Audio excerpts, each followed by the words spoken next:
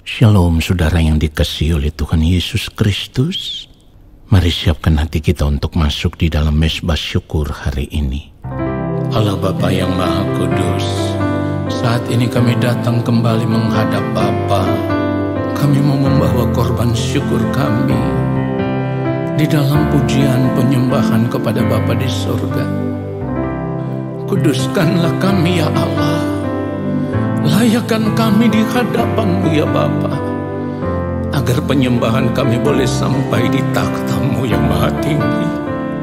Haleluya, kami mau menyembah. Mari katakan Bapa yang Maha Kudus. Bapa yang Maha Kudus, ini hamba-Mu, ini hamba-Mu. Mari katakan bersujud, bersujud, menyembah, menyembah di hadirat-Mu.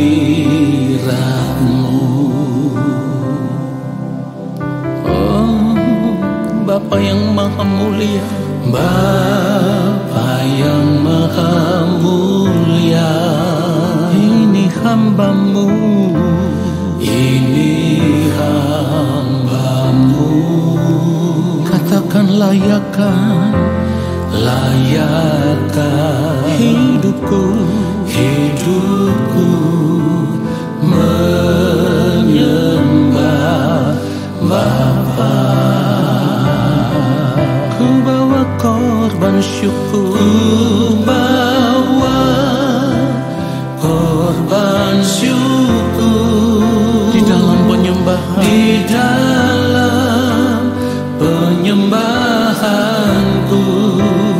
Kiranya kan menjadi, katakan penyembahan, penyembahan yang menyenangkan-Mu. Yes Lord, kami mau menyenangkan Bapa. Mari katakan Bapa yang Maha Mulia, Bapa yang Maha Mulia. Oh, ini hamba-Mu, ini hamba-Mu. Katakan kepada Bapa, layakkan, layakkan hidupku menyembah Bapa. Ku bawa korban syukur, ku bawa korban syukur, haleluya, di dalam penyembahanku. Kiranya kan menjadi penyembahan yang menyenangkan-Mu. Ku bawa korban syukur, korban syukur, yes Lord, di dalam penyembahanku. Kiranya kan menjadi penyembahan yang menyenangkan-Mu. Mari katakan sungguh-sungguh ku bawa korban syukur, ku bawa korban syukur, korban syukur di dalam penyembahanku. Kiranya kan menjadi penyembahan yang menyenangkan-Mu, penyembahan yang menyenangkan. Katakan penyembahan yang menyenangkan-Mu. Inilah korban syukur kami ya Allah. Kiranya itu boleh menyukakan dan menyenangkan hati-Mu. Haleluya.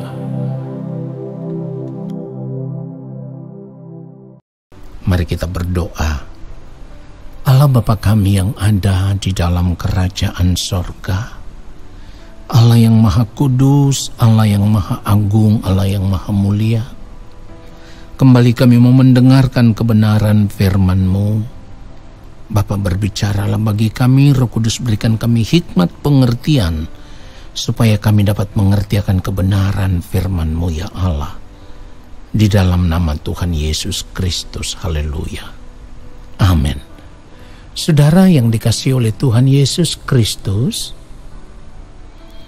24 jam dalam sehari waktu yang diberikan Tuhan kepada kita. Nah, seringkali saudaraku, tanpa sadar kita hanya mengisi waktu hidup yang diberikan oleh Tuhan kepada kita dari detik ke detik, menit ke menit, jam ke jam. Kita hanya mengisinya dengan hal-hal yang kita anggap itu menyenangkan hati kita, itu menyukakan hati kita. Dan ini adalah kesalahan yang masih sering kali kita lakukan di dalam hidup kita setiap hari, saudaraku. Kenapa demikian? Karena waktu hidup yang Tuhan berikan kepada kita itu haruslah kita lihat sebagai sebuah kesempatan berharga, ya. Kesempatan berharga yang Tuhan berikan kepada kita. Kita harus mau memanfaatkan waktu hidup tersebut hanya untuk bersekutu dengan Tuhan. Hanya untuk membangun persekutuan yang intim dengan Tuhan. Hanya untuk duduk diam di kaki Tuhan. Duduk diam di dalam hadirat Tuhan, dan kita menikmati Tuhan saja lebih dari apapun yang ada di dunia ini. Saudaraku, kita harus mau memanfaatkan waktu hidup ini untuk belajar semakin mengerti isi hati, pikiran, dan perasaan Tuhan. Supaya apapun yang kita lakukan di dalam hidup ini, semuanya itu sesuai dengan pikiran dan perasaan Tuhan. Itulah kenapa firman Tuhan katakan, hendaklah kamu dalam hidupmu bersama menaruh pikiran dan perasaan yang terdapat juga dalam Kristus Yesus. Saudara yang dikasihi oleh Tuhan Yesus Kristus, cara hidup seperti ini harus menjadi satu-satunya kesenangan hidup kita. Tidak boleh ada lagi kesenangan hidup yang lain yang mengisi hati kita selain menikmati Tuhan saja di hadiratnya. Inilah cara hidup bergaul dengan Tuhan yang berkualitas, atau cara hidup bergaul dengan Tuhan yang bernilai tinggi, di mana kita mau menggunakan seluruh waktu hidup kita hanya untuk bergaul dengan Tuhan. Apa bisa? Bisa kalau kita mau. Firman Tuhan katakan di dalam Kejadian pasal yang ke-5 ayat 22 bagian pertama, dan Henok hidup bergaul dengan Allah selama 300 tahun lagi. Nah, saudara perhatikan itu. Ratusan tahun Henok bergaul dengan Allah. Artinya dia memberi seluruh hidupnya hanya untuk bergaul dengan Allah. Pertanyaannya sekarang adalah, kenapa kita tidak bisa bergaul dengan Allah sama seperti Henok bergaul dengan Allah? Jawabannya sederhana, saudaraku, karena kita terlanjur merasa nyaman bergaul dengan dunia ini. Itulah yang harus kita perkarakan. Itulah yang harus kita putuskan. Tidak boleh lagi ada hubungan dengan dunia ini. Jangan lagi bergaul dengan dunia ini. Saudara yang dikasihi oleh Tuhan Yesus Kristus, kalau kita tidak mau belajar bersekutu dengan Tuhan secara benar dalam sepanjang hari-hari hidup kita, kita tidak mau belajar untuk bersekutu benar-benar dengan Tuhan, bergaul dengan Tuhan, maka sampai kita mati, perhatikan baik, sampai kita mati, kita tidak akan pernah bisa mengerti apa yang menjadi kehendak Allah, apa yang baik, yang berkenan kepada Allah, dan yang sempurna. Saudaraku, akan terdengar begitu ekstrim kalau saya katakan kepada saudara bahwa saat ini Jangan lagi mengingini apapun yang ada di dunia ini selain Tuhan saja. Kita harus mengingini Tuhan saja, rindu bergaul dengan Tuhan saja, bersekutu dengan Tuhan saja. Saudara, ini kedengarannya begitu ekstrim. Tetapi seharusnya seperti itu hidup kita sebagai orang percaya. Itulah cara hidup Tuhan Yesus, di mana yang mulia Tuhan Yesus Kristus ketika masih hidup di dunia ini, Tuhan Yesus tidak pernah mengingini apapun yang ada di dunia ini selain hidup dalam persekutuan dengan Allah Bapa di sorga, dalam doa dan pergumulan yang penuh dengan ratap tangis. Firman Tuhan katakan itu di dalam Ibrani pasal yang 5. Kalau kita membaca ayat yang ke-7, dalam hidupnya sebagai manusia, ia telah mempersembahkan doa dan permohonan dengan ratap tangis dan keluhan kepada Dia yang sanggup menyelamatkannya dari maut, dan karena kesalehannya ia telah didengarkan. Perhatikan itu, saudaraku. Ingat, saudaraku, ketika kita mengambil keputusan untuk mau hidup bergaul dengan Allah saja, bersekutu dengan Allah saja, itu bukan berarti kita sudah tidak punya waktu lagi untuk bekerja, untuk usaha, untuk bisnis, untuk sekolah atau kuliah. Tetapi dalam melakukan seluruh aktivitas hidup yang merupakan tanggung jawab kita sehari-hari, kita tetap melekat dengan Tuhan. Pikiran kita tetap ditujukan kepada Tuhan. Keinginan kita hanya ingin cepat-cepat bertemu dengan Tuhan dalam jam-jam doa yang kita sediakan setiap hari, baik pagi, siang, atau malam hari. Saudara yang dikasihi oleh Tuhan Yesus Kristus, kalau kita melatih diri kita dengan cara hidup seperti ini, maka apapun keindahan, kesenangan hidup yang dunia tawarkan, semuanya itu akan menjadi pudar di mata kita. Semuanya itu tidak lagi menarik bagi kita. Kenapa? Karena kita semakin sadar bahwa semuanya itu hanya sementara, fana. Semuanya itu tidak akan kita bawa sampai di kekekalan. Itulah yang membuat kita mengambil keputusan untuk meninggalkan dunia ini. Jadi bergaul dengan Tuhan akan membuat kita semakin mengerti apa yang Tuhan kehendaki, dan kita akan melakukan itu dalam hari-hari hidup kita. Saudara yang dikasihi oleh Tuhan Yesus Kristus, untuk memiliki kerinduan bergaul dengan Allah secara benar, kita harus punya komitmen bahwa kita mau menggunakan seluruh waktu hidup kita hanya untuk bersekutu dengan Tuhan saja.